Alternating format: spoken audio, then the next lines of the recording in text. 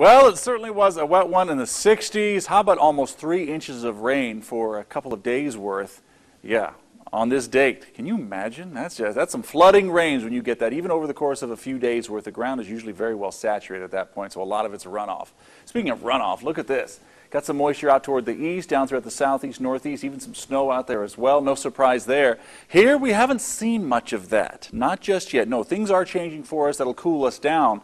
Chance to pull out some showers has been very difficult because we've been on the southern edge of all of this mess. So look at Futurecast. Keeps it all out of the way. Next 48 hours ahead of time, just not much to speak of. But the wind and the much colder air is on the way. Once that jet lowers quite a bit for the end of the weekend, you're going to get that northwesterly flow, and it's going to feel very much like a flow from the northwest, not a southwesterly flow.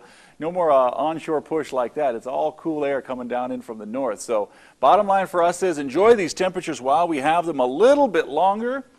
In the 70s through the pass, 80s across the valley, expecting to see some of those, maybe the last day of the 80s across the valley, and some 70s as well. Salton City will probably stay in the 80s, La Quinta as well. Here I'm thinking, yeah, maybe about 80, 82 degrees or so, so right in the lower 80s for another day.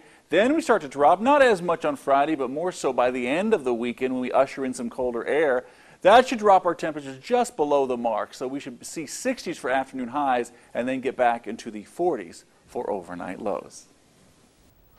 Today's air quality index, according to airnow.gov, reached a level of 49, which is considered good. Tomorrow, also expected to be 49.